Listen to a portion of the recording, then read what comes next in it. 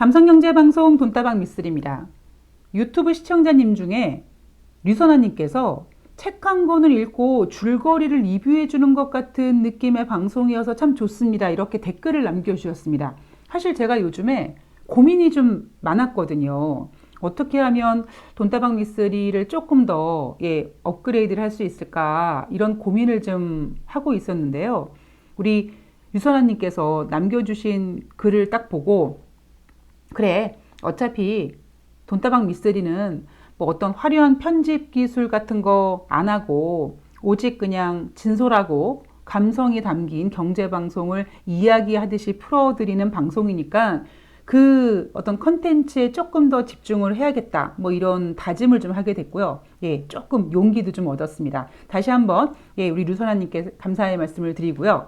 오늘은 5월 19일 수요일이고요. 석가탄신일입니다.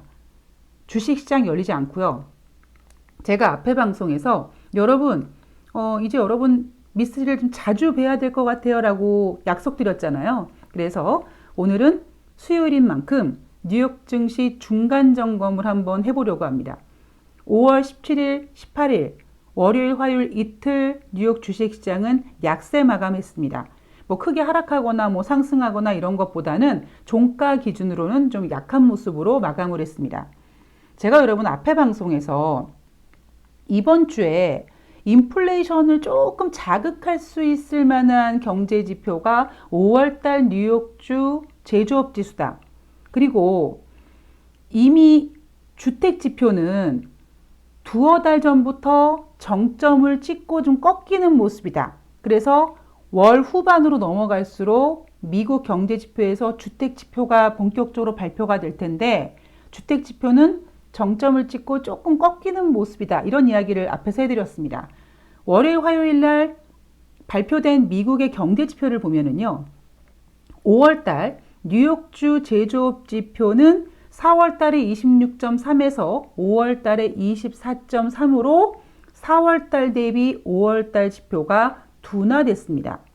그리고 4월달 신규 주택 착공, 그러니까 주택 지표죠. 이 신규 주택 착공은 전월 대비 9.5% 감소했습니다.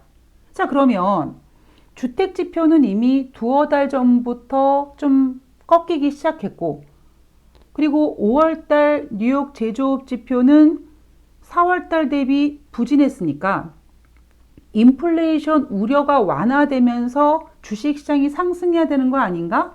뭐 이런 생각을 하실 수 있겠죠. 그런데 뉴욕 주식시장은 오히려 약세 마감을 했습니다. 여러분 왜 뉴욕 주식시장이 상승하지 못하고 월요일, 화요일을 보내고 있을까요? 제가 전 방송에서 그동안의 인플레이션은 먼 미래는 아닌데요.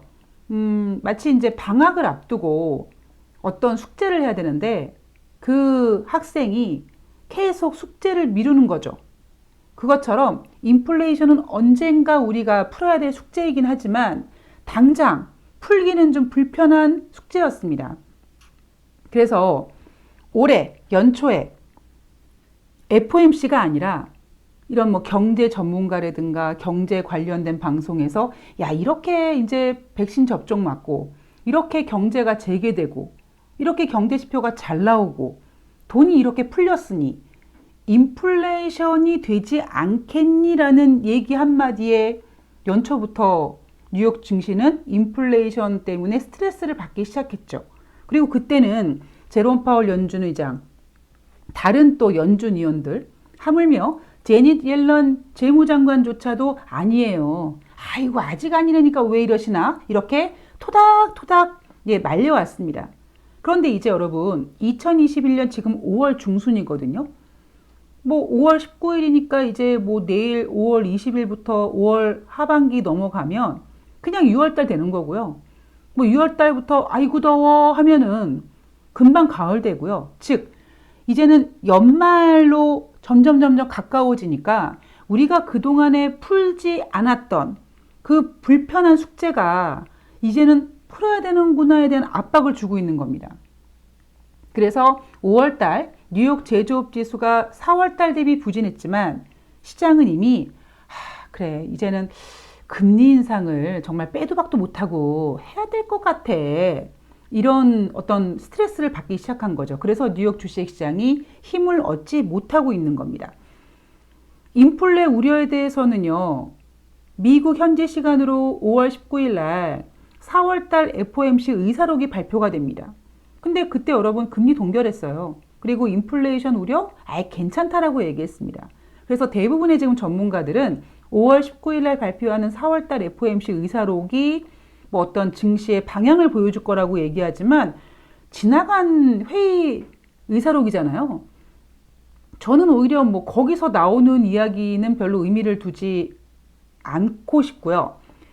오히려 지금 우리가 집중해야 될 건 뭐냐면 제가 계속 지금 지난번 방송부터 뭐 기저현상에 대한 이야기를 많이 해드리지 않습니까? 2월 달에 한파였기 때문에 4월 달에 발표된 2월 달 경제지표는 부진했고 그래서 뭐 기저 대비 2월 달 대비 너무 3월 달 지표는 좋았고 그럼 4월 달은 어떡하지? 그랬을 때 3월 달에 조 바이든 대통령의 1조 9천억 달러 부양책이 있었고 그럼 이제 뭘로 어떤 호재로 바통을 이어받나 바로 인프라 투자입니다. 2조 달러가 넘는 인프라 투자가 이제 1조 9천억 달러 경기 부양책의 바통을 이렇게 이어받으려고 하는 거죠. 근데 여기에는요 굉장히 불편한 숙제가 또 하나 있습니다. 우리 1조 9천억 달러 부양책을 할 때도 국채를 엄청나게 막 발행했잖아요. 그래서 응찰률이 어땠느니 뭐 외국인 수요가 어땠느니 이렇게 10년물 국채가 어떻게 잘 팔렸느니 마느니 이게 이슈였습니다. 근데 이제는요 국채 발행 플러스 증세를 내서 그 증세는 조 바이든 대통령이 공약으로 내세웠던 법인세를 인상하겠다. 뭐 여러 가지 지금 증세 이야기가 나오고 있습니다. 근데 증세는요 여러분 주식시장에 굉장히 불편한 악재입니다. 여러분 기억하세요? 예전에 트럼프 대통령이 자기가 법인세를 인하하고 주식시장이 막 상승했을 때 내가 법인세를 인하해줬기 때문에 주식시장이 이렇게 좋다라고 큰 소리를 뻥뻥 쳤던 사람이 바로 트럼프 대통령이었었거든요. 그런데 이제 1조 9천억 달러 부양책이 점점 이제 약발이 다 하고 있지 않습니까? 그럼 주식시장 어떻게 해요? 인플레이션 우려도 남아있고 이제 뭐 금리도 인상해야 될 것 같고 그럼 뭘로 바통을 이어받느냐? 2조 달러 인프라 투자로 호재의 바통을 이어받을 텐데 거기에는 머니가 필요한 거고요. 그 머니를 준비하기 위해서 증세를 하는 건데 제니 옐런 재무장관이 이런 얘기를 합니다. 법인세 투자에 그러니까 법인세 인상이 인프라 투자에 도움이 될 거다.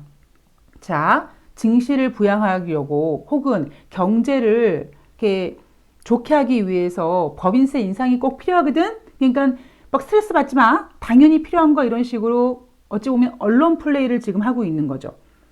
그리고 5월 17일 이제 뉴욕은 완전히 거의 경제가 정상화로 돌아간다고 지금 거의 선전포고 되어 있는 상태고요. 그리고 7월 4일 조 바이든 대통령은 완전히 코로나19로부터 뭐 코로나19를 퇴치하는 건 아니지만 미국 국민들의 많은 사람들이 백신 주사를 맞고 경제가 각 주 경제가 좀 어느 정도 제자리로 돌아가고 이런 어찌 보면 선언을 했습니다.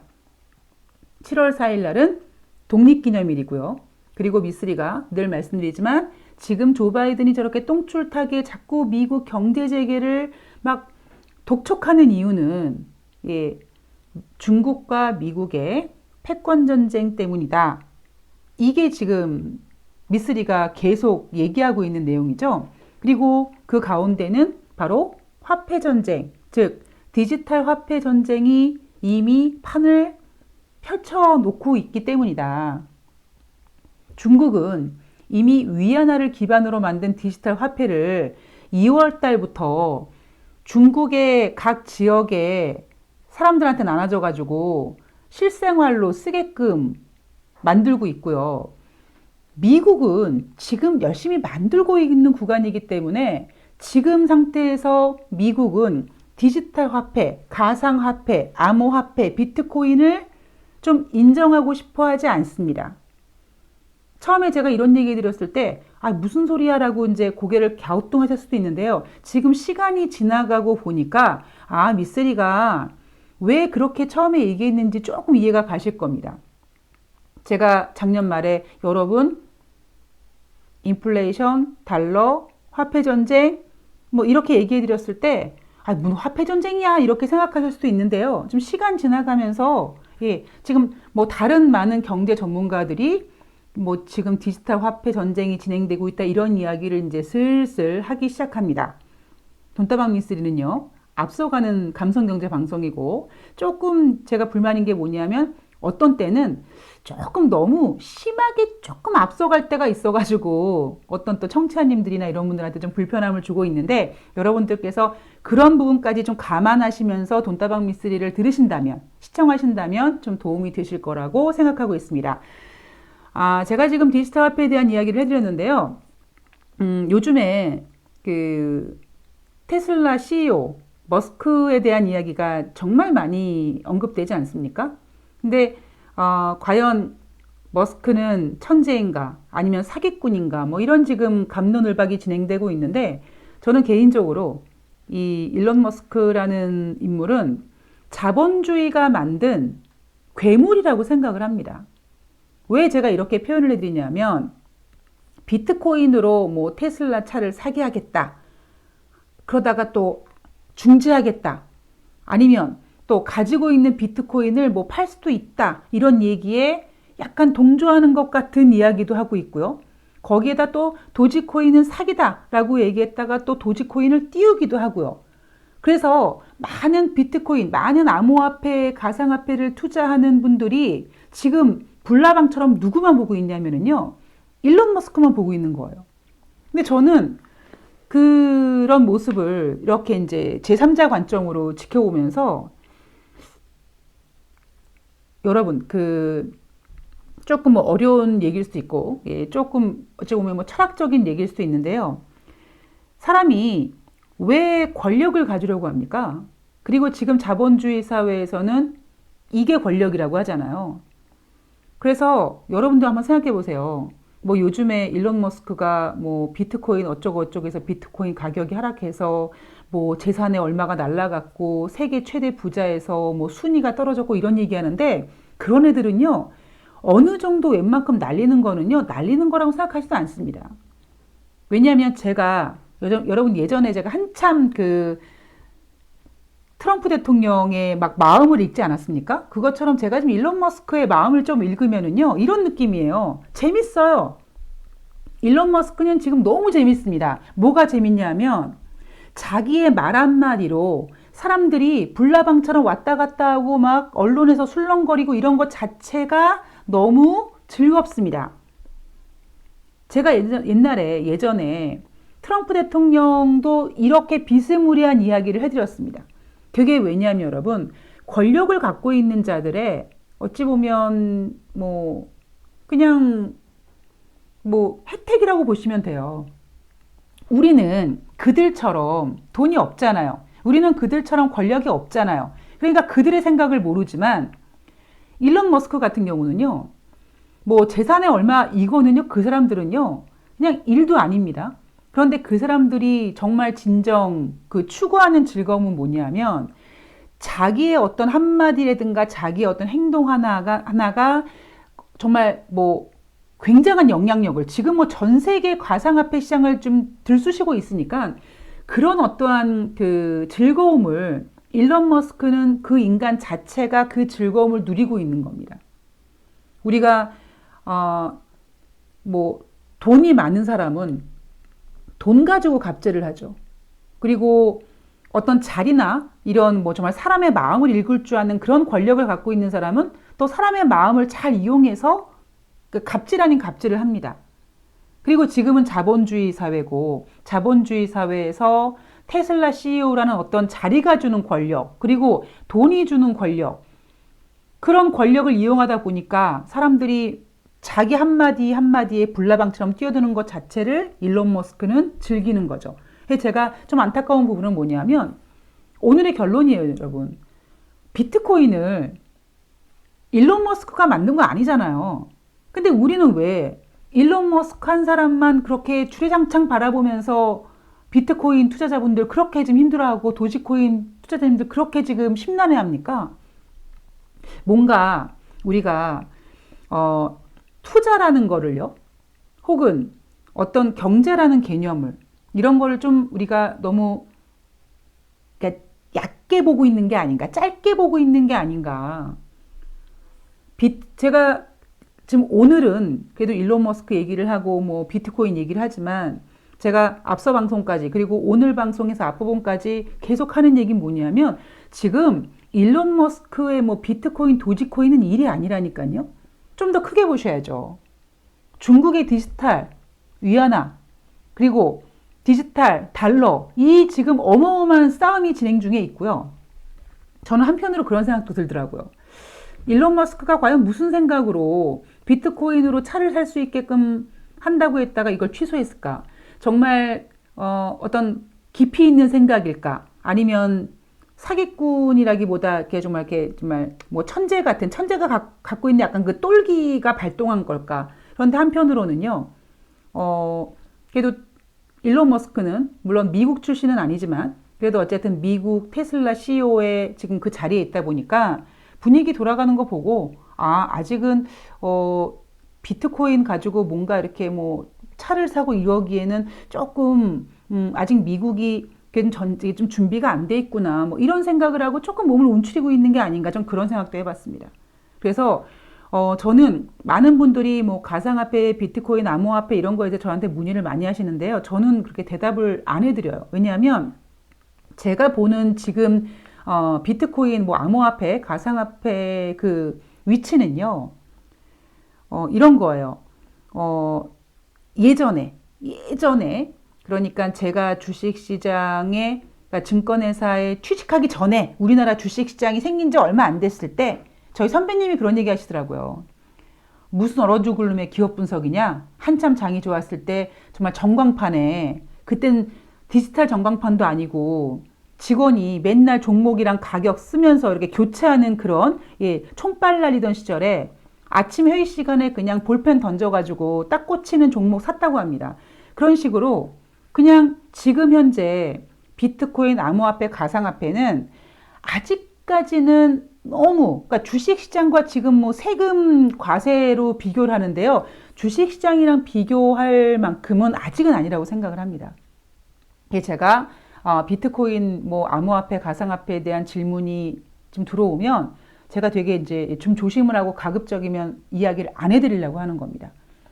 자, 오늘 5월 19일 방송은 여기까지입니다. 오늘 제가 15분 내로 마치려고 그랬는데 자꾸 오늘도 또 넘어가 버렸습니다. 자, 오늘 남은 휴일 잘 보내시고요. 저는 계속 뉴욕 주식시장 점검하면서 여러분들께 여러분들의 어떤 감각, 어떤 그 촉 같은 거 놓치지 않으시도록 제가 열심히 준비해서 여러분들한테 소근소근 귀뜸해 드리겠습니다. 남은 하루 잘 보내시고요. 저는 다음 방송에서 뵙도록 하겠습니다. 고맙습니다.